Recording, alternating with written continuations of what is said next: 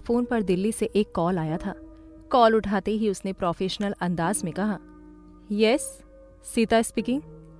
दूसरी तरफ से आवाज आई, क्या हम मिसेस शिवा से बात कर रहे हैं? हम हेडक्वार्टर से बोल रहे हैं। इतना सुनते ही सीता को लगा जैसे एक पल के लिए दुनिया थम गई हो। उधर लंदन में अवनी मल्होत्रा उसी जगह बैठी हुई थी जहां विवान मल्होत्रा उसे छोड़कर गया था। उसके चेहरे पर उलझन साफ दिखाई दे रही थी। उसने कभी सपने में भी नहीं सोचा था कि विवान इतना बदल जाएगा।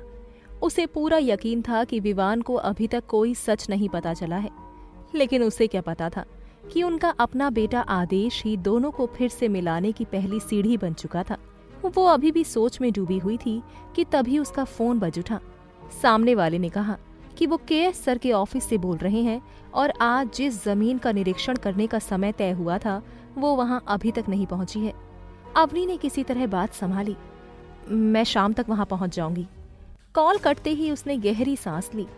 अब जाकर उसे अपने शरीर का दर्द महसूस हुआ। विवान सिर्फ उसके होठों को चूम कर नहीं गया था, उसके हाथों के निशान उसके शरीर पर जगह जगह छूट गए थे। उस वक्त वो उसकी बाहों में खोई हुई थी, इसलिए उसे कुछ महसूस नहीं हुआ था, लेकिन अब हल्का हल्का दर्द उसे सब याद दिला रहा था। उसने जल्दी से कमरे का दरवाजा बंद किया और आईने के सामने जाकर खुद को देखा। उसके शरीर पर कई जगह लाल निशान पड़े हुए थे। वो झल्लाकर बड़बड़ाई, पागल आदमी, हर समय अवनी अवनी करता रहता है, लेकिन समझ नहीं आता कि अचानक मेरे साथ ऐसा व्यवहार क्यों कर रहा है। एक प्यार किया और मेरी जिंदगी की हालत देखो।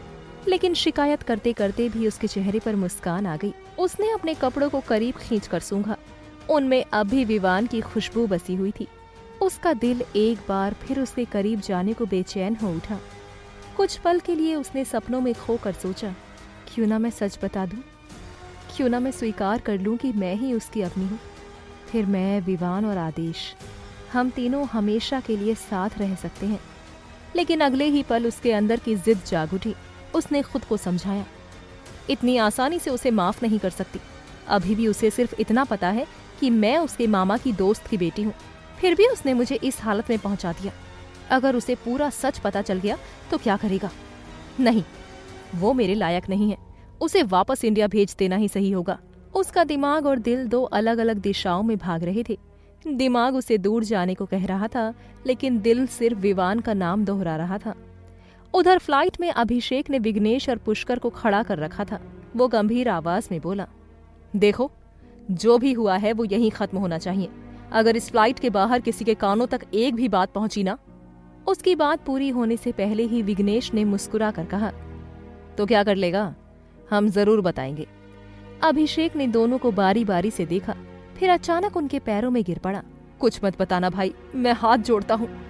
मीरा का नाम आते ही उसकी सारी बहादुरी गायब हो जाती थी। अगर इन दोनों ने कुछ भी बढ़ा चढ़ाकर बता दिया तो उसकी शादी खतरे में पड़ सकती थी। ये देखकर पूरी फ्लाइट हंसी से गूंज उठी। युवा जोर जोर से हूटिंग करने लगे और बुजुर्ग भी अपनी हंसी नहीं रोक पाए। एयर हॉस्टेस भी मुस्कुराते हुए बोली, सर प्लीज सीट पर बैठ जाइए। लेकिन अभिषेक कहाँ सुनने वाला था। वो बोला, मैडम, ये मेरी जिंदगी का सवाल है। अगर इन्होंने कुछ बोल दिया तो मेरा खेल खत्म हो जाएगा।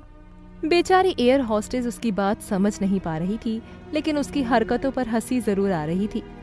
उधर पुष्कर हंसना चाहता था, लेकिन नाक के दर्द की वजह से हंस भी नहीं पा रहा था।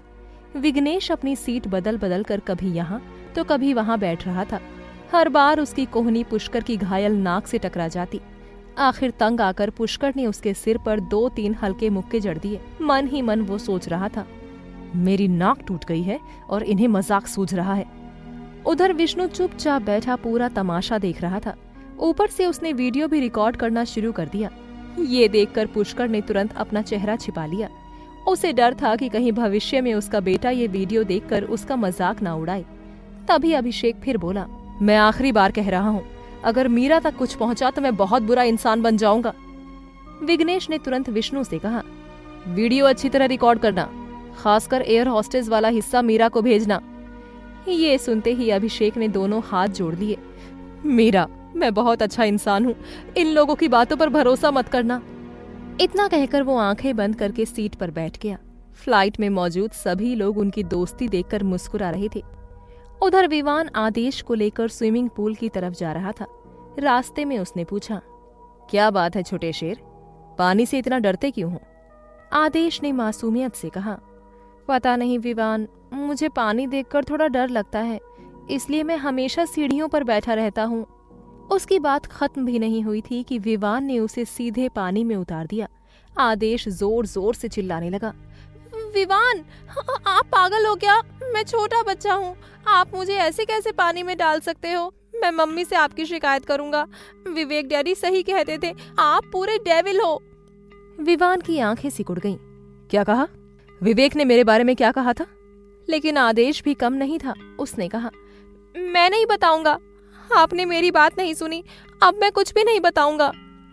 वो सीढ़ियों की तरफ बढ़ने लगा। विवान ने तुरंत उसे पकड़कर पानी के ऊपर उठा लिया। अगर अभी नहीं बताया तो वापस पानी में छोड़ दूंगा। डरा हुआ आदेश तुरंत बोल पड़ा, उन्होंने कहा था कि आप डेविल हो और मुझे खा जाओगे, लेकिन मैंने कहा था कि विवान बहुत अच्छे हैं, वो मेरा ध्यान रखते हैं, लेकिन अब तो आप सच में मुझे पानी में डुबो रहे हो। उसकी बात सुनकर विवान हंस पड़ा। फिर उसने उसे प्यार से सहारा देते हुए कहा, डरना नहीं, अब अपने डैडी को पकड़कर खड़े रहो। आदेश की आंखें गोल हो गईं। डैडी? तभी विवान को एहसास हुआ कि उसके मुंह से क्या निकल गया है। उसने आदेश के माथे से अपना माथा टकराया और मुस्कुरा कर कहा, हाँ डैडी। आदेश उसे हैरानी से देखता रहा। उसे अचानक अपनी मम्मी की पुरानी नजरें याद आ गईं। विवान ने हंसते हुए कहा, तुम बहुत क्यूट हो छोटे शेर। फिर उसने उसे दोबारा पानी में उतार दिया। इस बार आदेश नहीं डरा। धीरे धीरे वो पानी में खेलना सीख गया और मस्ती करने लगा। उसे देखकर वहां मौजूद केयरटेकर भी हैरान रह गई। जिस बच्चे को नहलाने में भी इतनी मुश्किल होती थी, वही आज पानी में खुशी से खेल रहा था।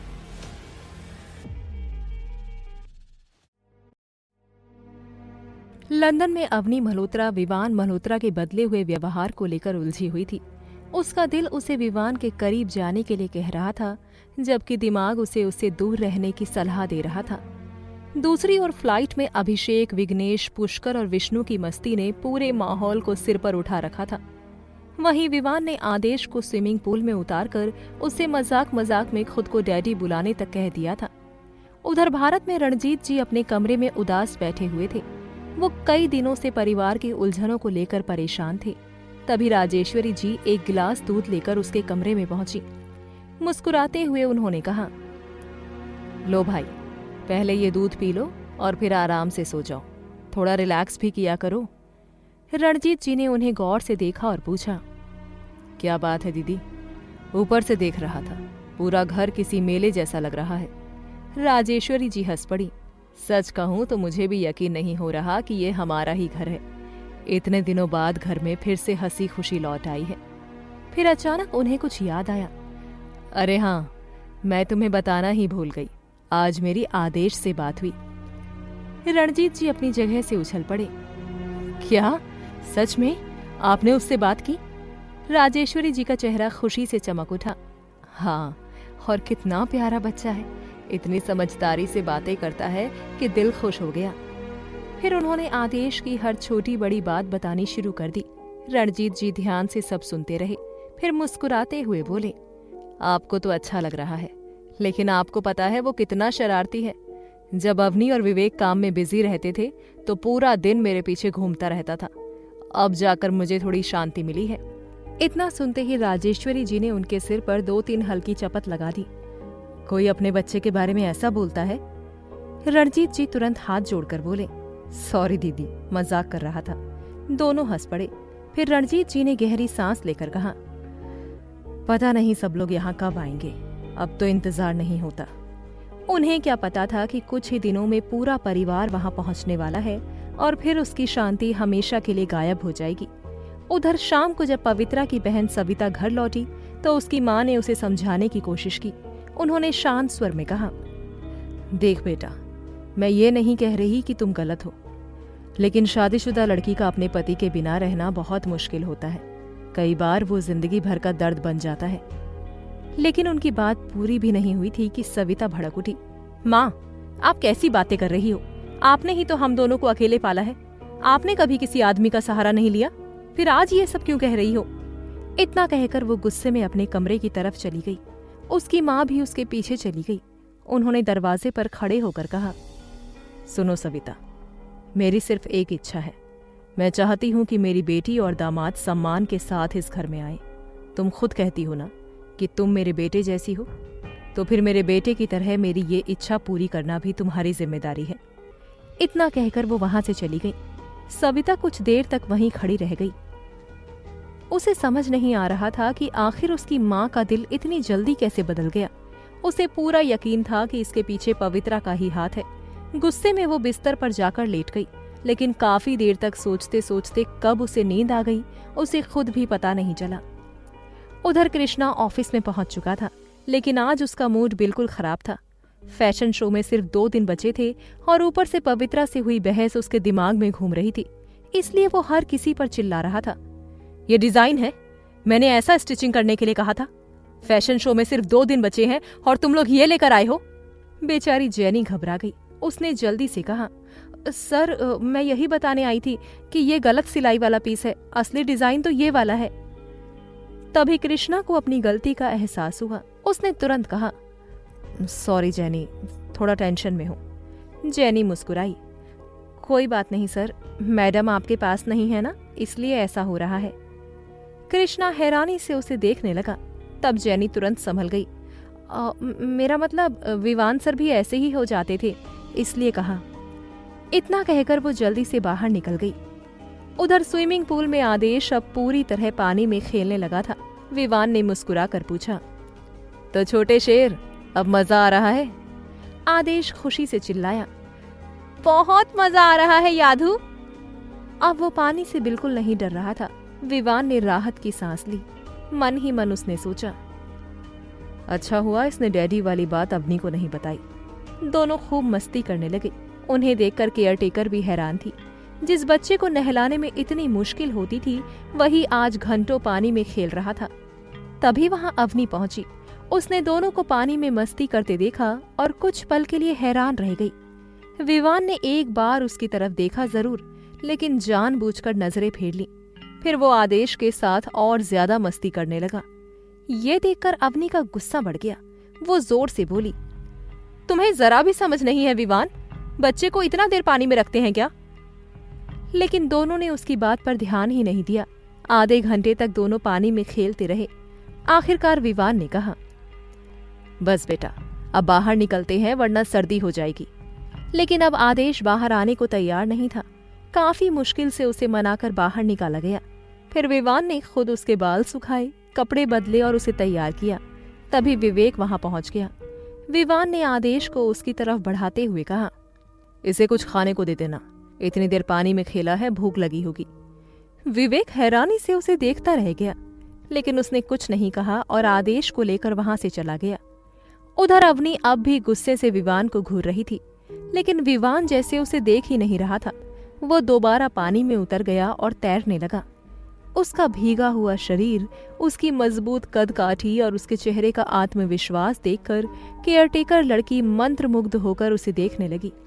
विवान की नजरें भले ही पानी पर थी, लेकिन उसका पूरा ध्यान अवनी पर था। उधर अवनी भी अनजाने में उसे ही देखे जा रही थी। तभी उसकी नजर केयरटेकर पर पड़ी, जो लगातार विवान को घूर रही थी। अवनी का चेहरा तुरंत बदल गया। वो तेज आवाज में बोली, मैंने तुम्हें बच्चे की देखभाल के लिए रखा है, यहाँ खड़े होकर क्या कर रही हो? बेचारी लड़की चौंक गई। Sorry madam. लेकिन माफी मांगते वक्त भी उसकी नजरें विवान से हट नहीं रही थी। अवनी का गुस्सा और बढ़ गया। Get lost! डांट खाकर लड़की वहां से चली गई। फिर अवनी स्विमिंग पूल के किनारे पहुंची और गुस्से में बोली, विवान, यहाँ क्या कर रहे हो? सबको फ्री शो दिखा रहे हो या इंडिया से यही करने आए हो? विवान ने कोई जवाब नहीं दिया। वो चुपचाप पानी से बाहर निकला और तौलिया लेने के बहाने उसके करीब पहुंच गया।